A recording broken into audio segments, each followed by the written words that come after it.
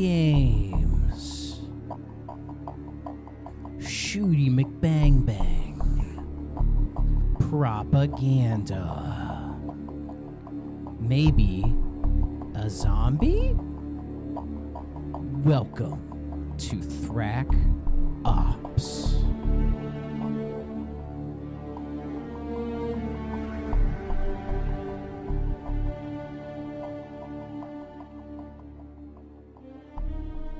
Hello, everybody. Welcome to the very first episode of Call of Duty Thrack Ops, where I, Thrack, have decided to explore the entire Call of Duty series. I will be reviewing the campaigns in hopefully as much detail as I can, and even covering the multiplayer where I think it's appropriate. So if this is your first time listening, thank you so much, and I greatly appreciate it. Since this is episode 1, let's get started at the beginning with Call of Duty. Released on the PC back in October 29th, 2003. There have been some other ports of this game in 2009 as a pre-order bonus for Modern Warfare 2. This was available as Call of Duty Classic. It eventually got its own separate re-release on the PS3 and the Xbox 360 stores, and I believe it's still available on the PS3 store. When I did some Googling around, it said it was there, but I couldn't search for it online. I don't have a PS3, so I couldn't check. And the 360 store has been shut down now, so if it was there, you can't buy it anymore, unfortunately. This game also got a weird port to the Nokia N-Gage in 2004. It's like some strange watered-down thing, which I'm not planning on reviewing for the show, but, I mean, if you guys want to hear about the N-Gage port of Call of Duty 1, go ahead and let me know. The game was developed by Infinity Ward and published by Activision. The story of Infinity Ward starts here as this was their first game, but we're going to have to backtrack just a little bit. The founders of Infinity Ward, Grant Collier, Jason West, and Vince Zampella, had been working at a company called 2015 Inc. They had just been contracted by Electronic Arts to make a game in the Medal of Honor series called Allied Assault. That released on the PC in 2002. It got rave reviews, sold really well, and is still seen as one of the best games in the entire Medal of Honor franchise. But following this release, EA decided to move the series in-house for future game development and ended up cutting ties with 2015. This caused Collier, West, and Zampella to establish a deal with Activision to form a new studio and make a new game to compete directly with Medal of Honor. This resulted in Infinity Ward and Call of Duty, respectively. On release, the game was critically acclaimed, with the original PC version sitting at a 91 on Metacritic and receiving various Game of the Year nominations and awards. Sales were also good at the time. It appeared in the best-selling PC game charts in 2003 and managed to sell over 4.5 million copies by 2013. I'm assuming this includes those PS3 and 360 ports as well. As far as starring a brand new franchise, you couldn't have had a better debut. With the Medal of Honor series dominating the World War II first-person shooter craze, suddenly there was a strong competitor backed by another of the big publishers. But despite all of that, how does this game hold up some 22 years after its launch? Now, before we get into the nitty-gritty details of the game, I think I need to address a running theme that's going to be in this series, and that is historical accuracy. I don't think Call of Duty has ever really portrayed itself as being 100% accurate to history. For the most part, I think that is okay. After all, this is a video game, and certain events that happen in real life would just not really be that fun or compelling to play as a game. The best way to look at this pre-Modern Warfare era of COD as Saving Private Ryan. Is it 100% authentic? No, but I would say it's just enough to get a passing grade. If that's something you deeply care about, I understand and respect that, as far as things like getting the uniforms accurate or getting the sights on the weapons correctly. I totally get if that's a problem for you, but for me, it's not really that big of a deal, and I'm going to kind of gloss over a lot of it because I think there are things that are much more important to discuss as far as historical inaccuracies. And I think later entries in the series go much farther in terms of things like propaganda and promoting a American agenda, but we will cross that bridge when we get to them. But that said, if there are any inaccuracies that I feel that are important to address, I promise you I will cover them. The story here is divided into 3 separate parts, as we have an American, a British, and a Soviet campaign. The American campaign begins in August 1942 with Private Martin, who has just been enlisted into the 506th Paratrooper Infantry Regiment in Baker Company. You complete your basic training, And then in June of 1944, you are part of the landing zone for soldiers participating in Operation Overlord. So you're one of the paratroopers who comes in early to establish the landing zones and kind of prepare for the beaches of the American troopers to come in. And later on, you end up teaming with some British troops to help save some British officers, and then you end up participating in the Battle of the Bulge. Now, the Battle of the Bulge part of this is in the expansion pack for the game that was called United Defensive, and that released in September 14th, 2004.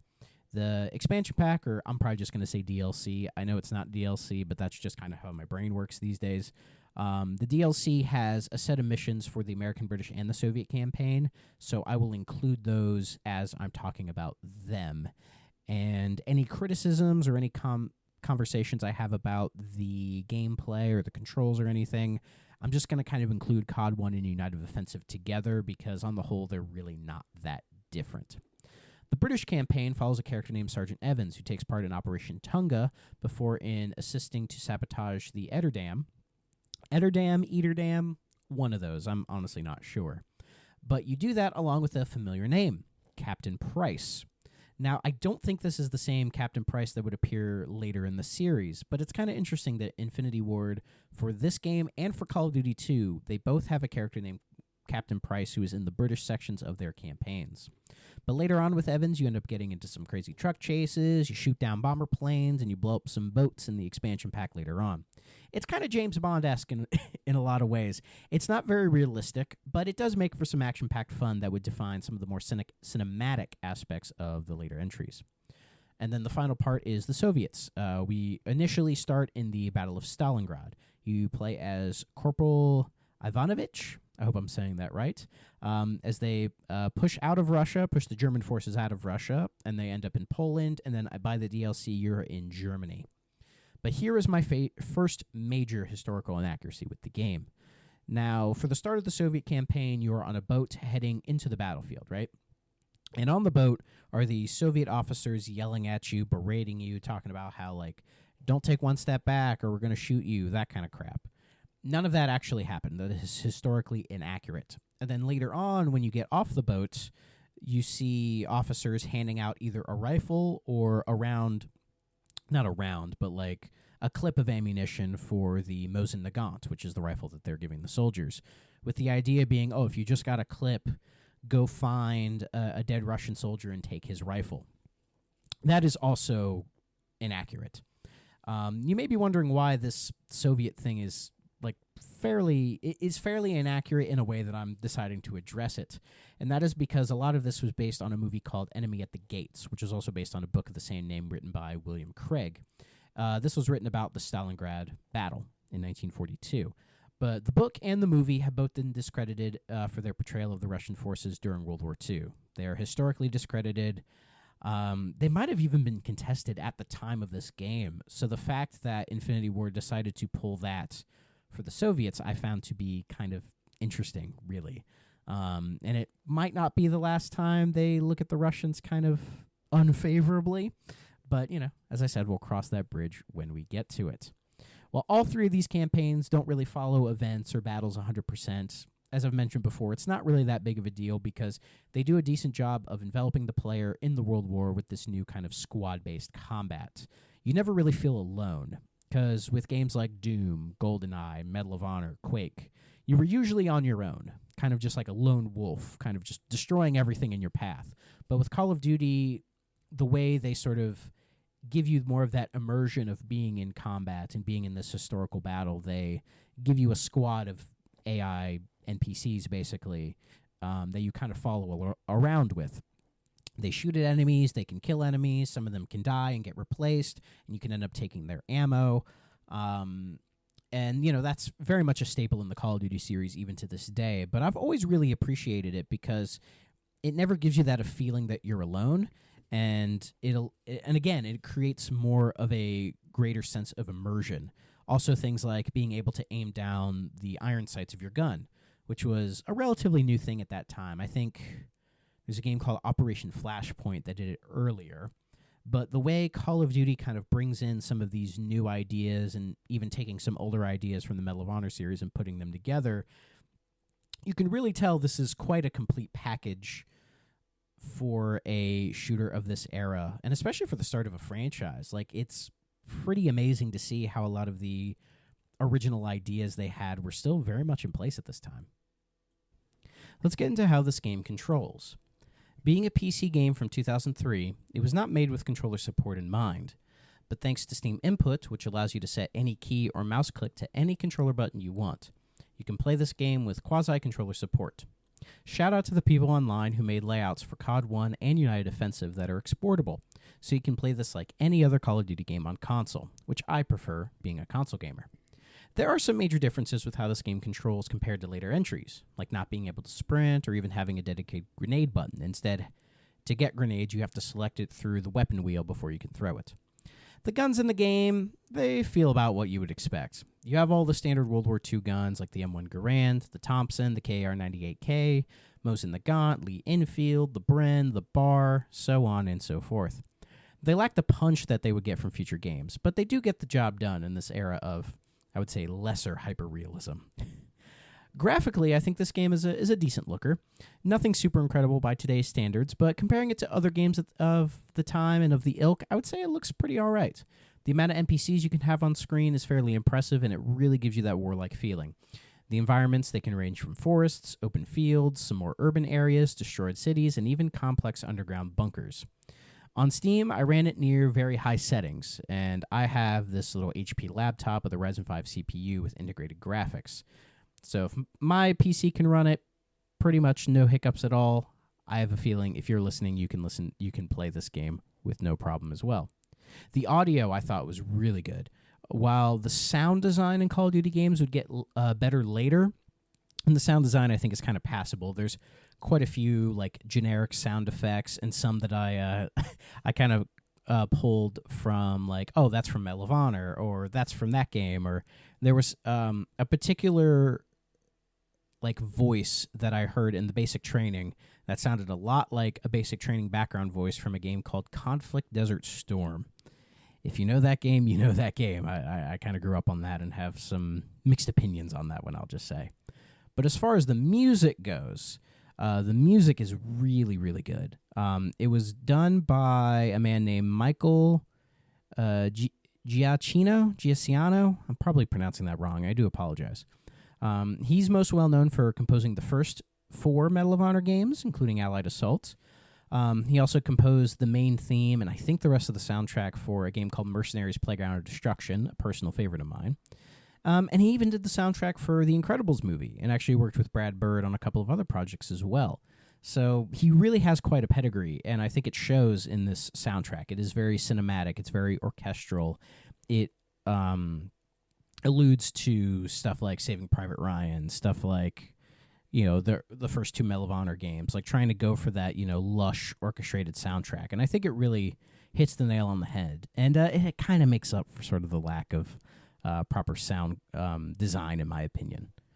So the mission structure in this game, it ranges a little bit. It doesn't have a crazy variety to it, but, you know, you have your standard run and gun sections, you know, go from sandbag to sandbag, house to house, church to church, just, you know, shooting Nazis, you know. But you'll get those rail shooting segments where you'll be in a car, you'll be in a truck, you can be in the sidecar of a motorcycle, you can be on a boat, just, you know, shooting more Nazis and occasionally blowing shit up as well, which is always really fun. There's one mission in particular in the British campaign where you're in a plane and you're having to go from like tail gun to front gun to like side gun to sort of fend off a bunch of German planes that are coming to shoot you, and while you're trying to bomb a specific target. And that was actually a pretty well done mission. But the biggest change is you have quite a few tank missions. And they're kind of spread out through the 3 campaigns. They're mostly, I think, in the Russian ones, but you know, you're in a tank, driving around in a tank, blowing up other tanks, and occasionally blowing up dudes with Panzerschrecks. Again, it's a bit by the numbers, and it's about what you would expect, but I would say the variety is fairly solid. It doesn't really get too in the mud in one gameplay style or another. It keeps the pacing going really well. And it took me about 9 hours to beat the main game of COD, and then about another 7 to beat United Offensive. And I'd say those are decent times. They were a bit longer than I expected, but I'll get into that when I discuss maybe some more of the negative aspects. But some more of the positive aspects are the gunplay. I thought was fairly solid for what it was. There are some interesting allusions to Medal of Honor. There's one mission that I really, really liked, which was it's at the end of the British campaign. You sneak onto a German boat with Captain Price, and he, shows the ID to the German officers, and you kind of sneak around a little bit before it gets chaotic. And that is a direct call to the early Medal of Honor games, where you had multiple missions in there where you basically had to sneak around and, show may I have your papers, and you show the papers so you don't, cause a muck. I mean, you can fuck up those missions and then cause chaos and just shoot shit all the time, but really with those missions, it's better if you sneak around. In this game, having a little nod to that, I thought was pretty nice and pretty neat because there's quite a lot of Medal of Honor DNA in this game. If you've played any of the Medal of Honor games prior to this one, you will see a clear lineage there.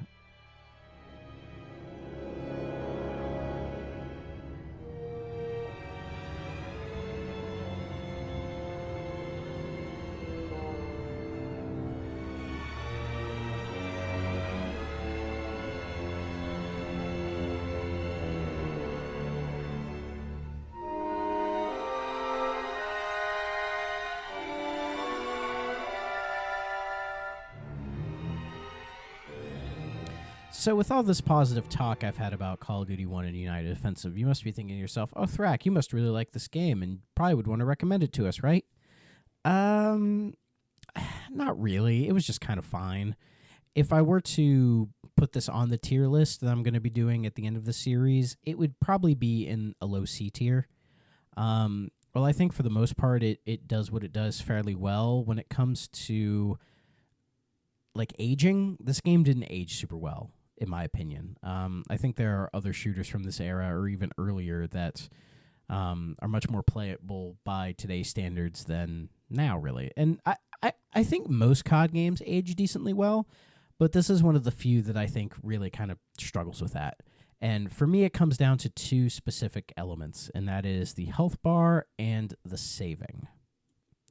Yeah, so this game has a traditional health bar, unlike the recharging or regenerating health that much of the later series would have, and then kind of became the staple for most video games going forward. This game uses your standard health bar, right? Normally it wouldn't be that bad, but a part of the issue I have with the game is the way it is built and designed. It feels like it is designed with the idea of regenerating health in mind.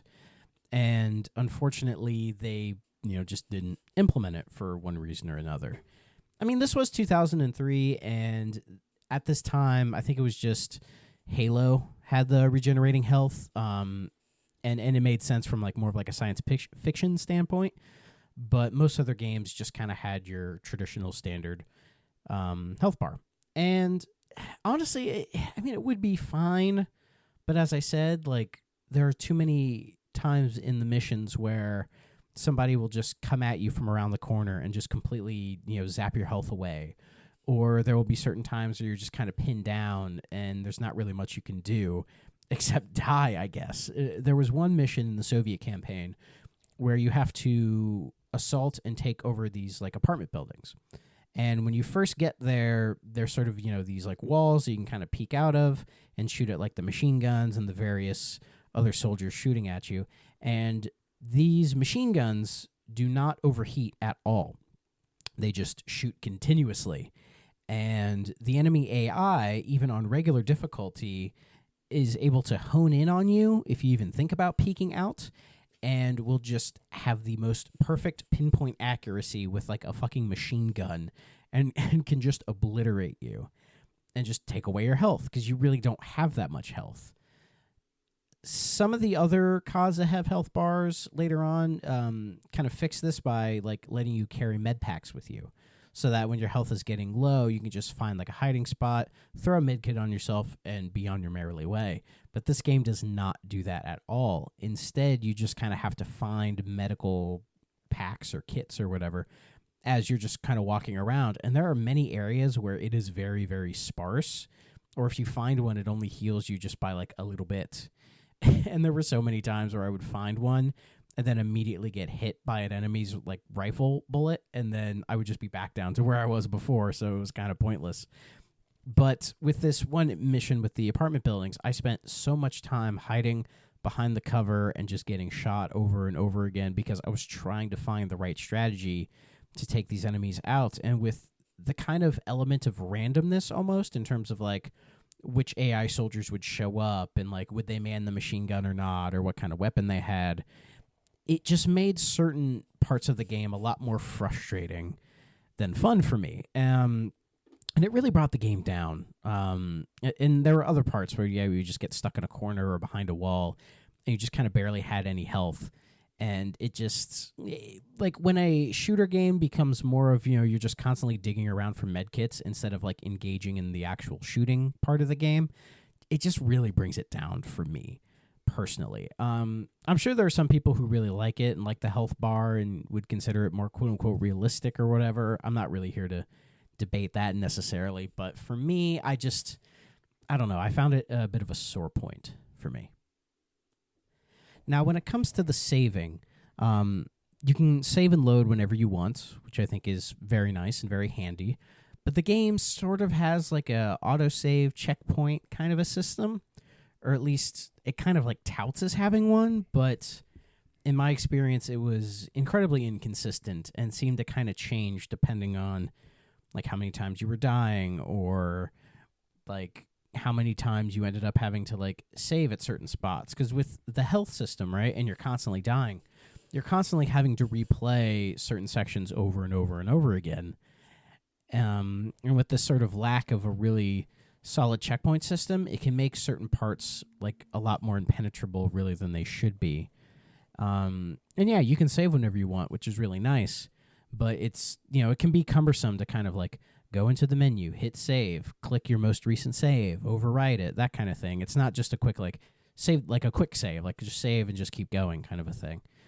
So, I mean, I'm more of a modern gamer, so I'm just used to a more kind of robust checkpoint system, or at least there are certain points in the game where it's like, they should checkpoint me right here, but then they don't. And then I would say go long stretches of like, 10, 15 minutes and then die and then have to do that same stretch all over again.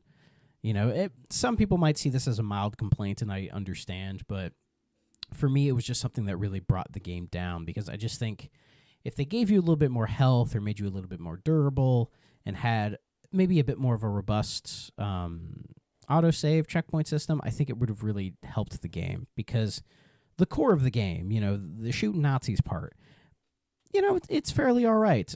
They clearly had some work to do, and I think very shortly after this game, we would see major improvements in the series, and they would sort of, make the appropriate sort of foundation for the rest of the series to kind of go off of. But for me, this game just kind of represents like a embryonic state for the Call of Duty series. Like it hangs some of the influences of like Medal of Honor and other series kind of on its sleeve due to the experience of the previous people working on the game. And it introduces some, interesting ideas that I think would, be refined and carry themselves over well into later entries. But just for the beginning, I mean, it's okay. It's perfectly fine. I was a little, as I'd said, I was a little upset by it. And by the end of the game, I was just kind of like, all right, let's just get this thing done, because it was getting a little, it felt like it dragged on a little bit, because think about it. If you combined this game with United Defensive, it's about 16 hours long. And, I could have done them both separately, but I feel like there's really no point, because at the end of the day, they're both fairly similar games. So I'd figure I'd just combine them into this. So, and yeah, that's the campaign. The credits end with like a weird sort of like third-person view of certain missions where you just kind of see them just kind of do their thing. Just see your player character and their squad mates kind of just doing stuff. And it's fine. It's okay. but, it just kind of ends up just being, I don't know, just another World War II shooter from that craze in the early 2000s. But if I were to look at the pantheon of World War II shooters from this era, of which there were many, it would rank up higher on the list of most of them. But, that's not a super high bar. And I think even the best games from this era don't really hold much of a candle to some of the COD entries very shortly after this, because there is one particular game that we're going to be getting to shortly that I have a lot of fondness for, and I think has aged considerably well compared to this one. It's been a while since I've sat down and really played it, but we'll see if that changes. We'll see if my opinion kind of changes on that. But Infinity Ward, good first start, good first try, as I was trying to say. Oh yeah, there is multiplayer for this game. There is multiplayer. I clicked into it. I tried to see if anybody was playing it, and not a soul was on this one. So fair chance this one is deader than dead. It was crazy to see some of the servers were still up, and I could still try to get into a match, but I didn't have any success, really. I mean, there might be some dedicated people playing this game, but much like some older shooters, if you try to go into the multiplayer and it's like, oh, people are still playing, you're going to get your ass handed to you, because these are people who are dedicated and play this game all the fucking time. And that's not me. So, yeah. So that is Call of Duty 1 and United Offensive. As I said, I would give them both a low C grade. I guess we'll do a C-.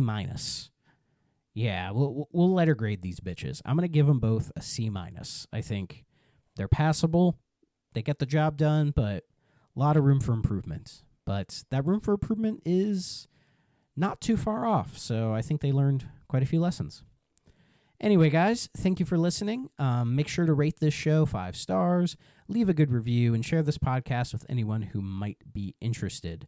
This podcast is part of the SuperPod Network, so if you are not familiar with the SuperPod Network, be sure you go to superpodnetwork.com, and there is a list of shows that you can go listen to that cover all kinds of wide-ranging video game topics.